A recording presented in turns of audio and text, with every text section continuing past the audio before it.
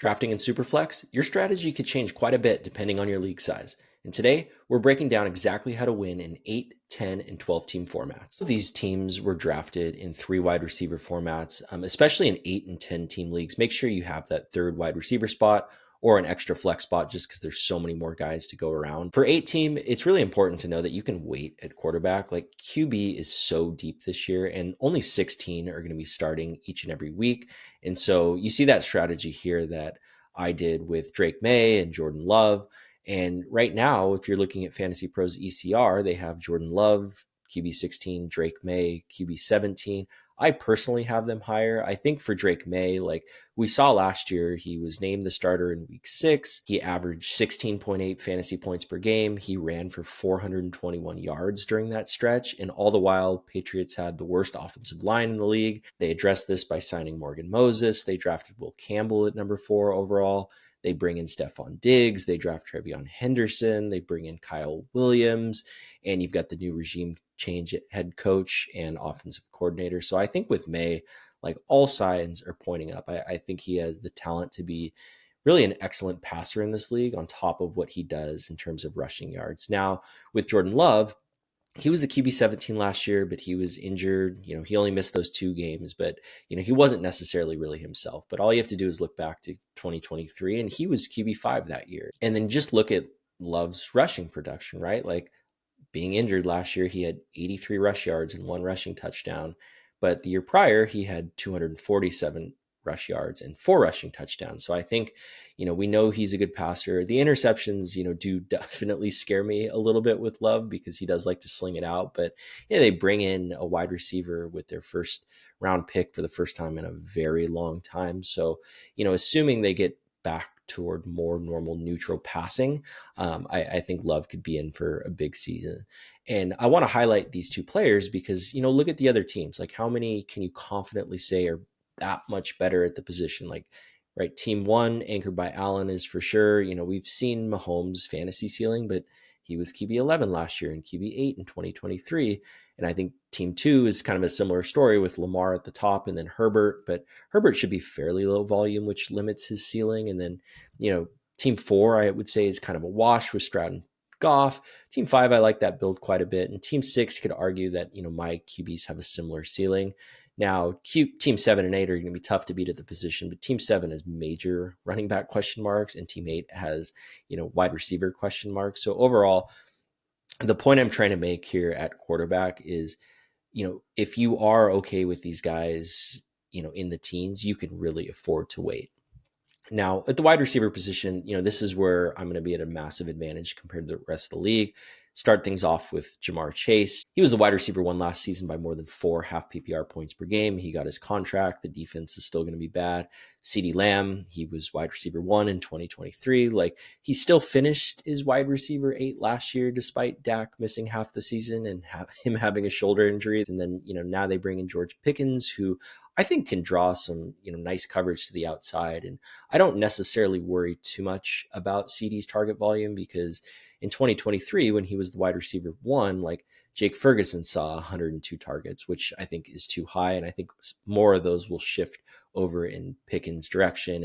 And, Dak might have to air it out quite a bit. There's quite a few question marks in the running back department for them. And then AJ Brown, wide receiver 12 in points per game last season, but that was only a point behind Amon-Ra and Puka in that category and a half a point ahead of Drake London. He's a top 5 real life receiver in the NFL on an elite team. And really the only things working against him are Saquon, Devontae Smith, and an elite defense, but he can pop in any given week. And then with Mike Evans, I think having Evans in the flex spot is a cheat code. If you like high weekly upside guys in the flex, like you're going to live with a few dud games in that spot, but he can explode on any given week. And anytime you're facing off against Mike Evans in any given week, you're like, can you please just not score 3 touchdowns? Because that's in his range of outcomes. And then rounding things off with Devontae Smith and Chris Godwin, like we know they're great players on great offenses, and tying them to AJ Brown and Mike Evans, like if any of those guys miss time, like no matter who it is amongst the 4, the other's value is going to skyrocket. And so this isn't something I typically do, but in an 8-team league where everyone is going to be loaded, I want as much upside as possible. And then at the running back position, Christian McCaffrey, like we know what he is when he's healthy. And then I protected that investment by drafting Isaac Guerrero late, and which I think is a must do for CMC drafters. I know I was personally in a league last year where the person who took CMC didn't draft Jordan Mason, and I did in like a zero RB build, and that definitely paid dividends. And then with Chase Brown, like I tried all off season to fade Chase Brown, but I'm kind of just running out of excuses. Like he was so good, they didn't do anything too major in the draft or free agency. They're going to be a bad defense, and he was great last year. So I'm kind of getting on board more so with Brown than I initially thought I was going to. And then with Kittle,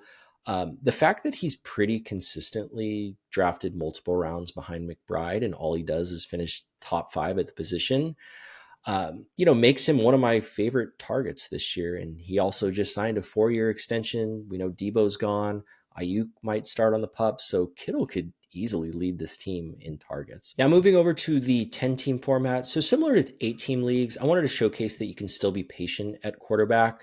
The caveat is like know your league. If you're in a 10-team league and you have historical data where people push QB ups really high and like third ones fly off the board, just adjust accordingly. In Sleeper, you can spend some time looking at previous year's drafts to get an idea.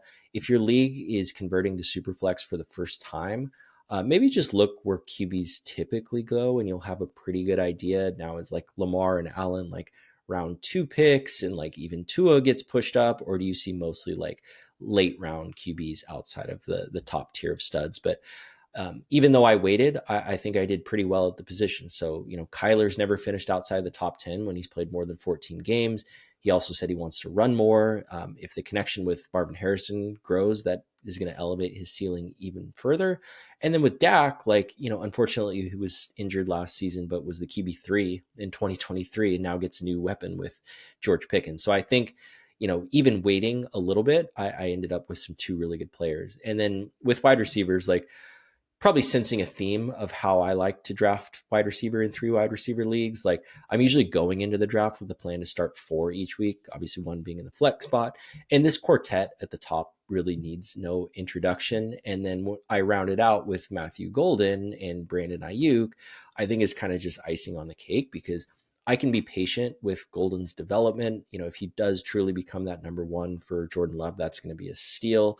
And Ayuk, I can most likely start the season in an IR spot, which makes me have the ability to take a shot on another player. And I think, that's important because in 10-team leagues, like the waiver wire is very strong. So maybe I put him in that IR spot after the draft, and then I take a free agent like a Bashal Tutin or another rookie. And then at running back, to wait all the way until the 6th round, I don't really think I missed out that much. Like Kenneth Walker, I have as my RB15, and James Conner, I have as my RB18. And, with Walker, disappointing season last year, he was the RB28, but was the RB14 in points per game. And they're kind of moving away from that Ryan Grubb air raid offense. Geno was 4th in pass attempts and 4th in pass yards last season. DK and Lockett are gone. They bring in Cooper Kupp. But really the big shift is at the coaching position, bringing in Clint Kubiak. And he's, been on record saying their identity is going to run the ball. Walker fits their perfect scheme. I think with Charbonnet too, like his overall workload should expand, but I'm kind of just in the camp that there's going to be more to go around. And so I think this is a player, if he stays healthy, the expectation is a top 12 season, at least for me.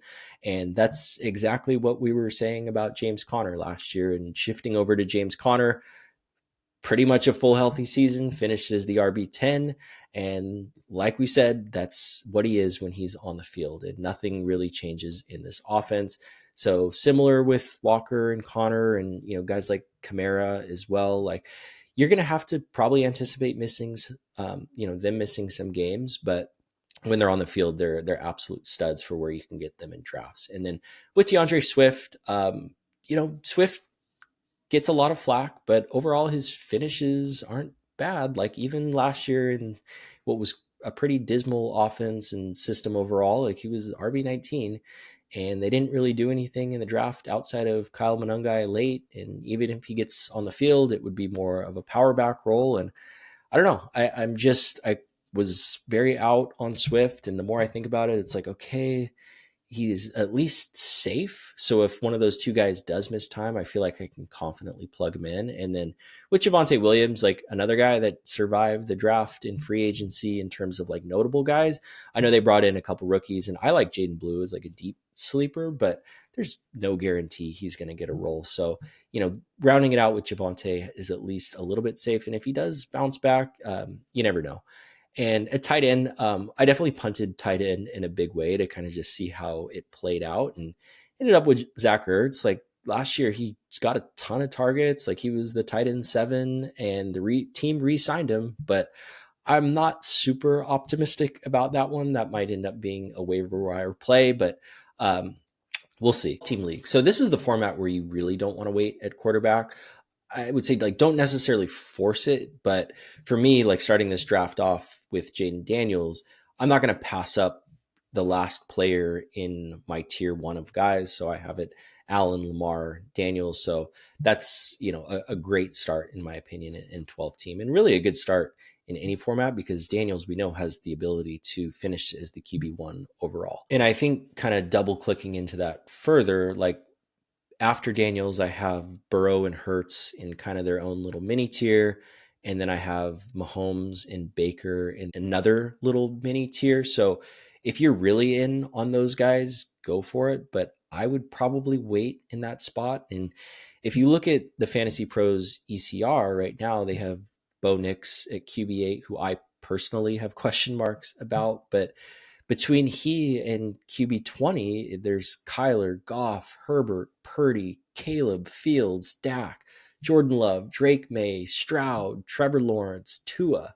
So there's a lot of guys in that range you can make a strong case for. So I would say in Superflex, like really dial in your QB rankings and tiers. And then alongside Jaden Daniels, who has this tremendous upside, I get Jared Goff, who's done nothing but finish inside the top 10 at the position the last 3 years. And even if the Lions take a step back, with Ben Johnson's departure, like he still feels like a very safe quarterback. And I think in Superflex, the value of that stability really goes a long way. And then shifting gears to the wide receiver position, kick things off with Drake London. Just an incredible campaign last year. A true breakout, was the wide receiver 5, led the NFL in target share inside the red zone. We saw Zach Robinson take over as the OC and play caller, giving him much easier targets. We saw the small sample size when Penix took over, but he was awesome for London. He had like a 40% target share, and his ADOT went up. We know Penix likes to throw it deep too, so he's going to be airing it out all over the yard. So I'm really in on London this year. And then with Ladd McConkey, just an incredible rookie season, was the wide receiver 12 after a very ho-hum start. We also saw him explode in that playoff game against the Texans. Now they add Trey Harris, they add Mike Williams, but again, this offense should really, really funnel through the run game and Ladd McConkey. And then with DK, I've never been like a huge DK guy in fantasy, but like he moves to the Steelers. They bring in Rodgers. He's got no target competition whatsoever. And I've said this before, but there's like zero threat that Rodgers brings in Devontae Adams this year. On top of that, they paid DK like they expect him to be the number one and a superstar. I mean, 4 years, 123 million, 60 million of that guaranteed. And then with Jacoby Myers, we beat the Myers drum all the time. I mean, he's just Mr. Reliable. He's always drafted late and consistently finishes a top 30 wide receiver. Led the league last year with 0 drops on 87 receptions. He averaged 73 yards per game after Devontae Adams left. I think Jack Besh is a nice addition to this team, but they still have 68 vacated targets at the wide receiver position. And I think that's going to eat a little bit more into Trey Tucker and DJ Turner. And Besh has never really been a high volume guy either. And we've already seen Myers on the field with Bowers. Now they also get this big time upgrade at quarterback. So I'm once again all in on Jacoby Myers. Shifting gears to running backs. So James Cook, great season. He was the RB8 last year. He was RB11 the year prior and kind of did it in 2 very different ways. Like he was getting way more carries inside the 5-yard line this year. He did run hot on touchdowns, but a lot of that was opportunities. But Josh Allen still had 11 rushing touchdowns, which was the second highest mark of his career. Fewer receptions and fewer receiving yards, but like, I don't know. I'm seeing James Cook become more of like this polarizing prospect, but I think two things can happen at the same time where, yes, his touchdown efficiency will go down, but maybe his pass catching goes up. I don't know. He just feels really safe. Like he just feels to me like a really safe top 12 to 15 running back this year. So I'm definitely in on him. And we know that's going to be an elite offense. And then with David Montgomery, I mean, you just look at his historical finishes year over year. I know the last couple seasons he's had 12 and 13 touchdowns. So, maybe that dips down a little bit. The Lions are definitely not projected to score as many points this year, but even if you're projecting a dip in his touchdowns, like his floor was RB23 in Chicago when he scored only 5 touchdowns, and that was on a similar number of touches. So like, I'm not really drafting Monty to be like a top 12 running back. I just think the stability that he provides to get into that like 20 range is something that I covet. And then with Swift and Javonte, talked about them before. We know they're going to be starters, so kind of went with safety at that position. And then rounding it out with Njoku, he is probably my second most drafted tight end at this point, only behind George Kittle. And just because, his ECR is like tight end 10 right now. And, we've seen him with Flacco, albeit in a small sample size, but I don't know. He was just elite with Flacco, and I think he's a great player, and we know he can score a bunch of touchdowns. So personally, if you don't get the big three at tight end, I would make Njoku a target. Overall, that's how the strategy shifts in 8, 10, and 12 league formats. Again, all of these were drafted with 3 wide receiver spots. Definitely something we recommend. If you only have 2 wide receiver spots and 1 flex, maybe try to get a second flex added as well. All in half PPR scoring formats as well. And hopefully this was helpful. And thank you guys so much for watching, and we'll see you in the next one.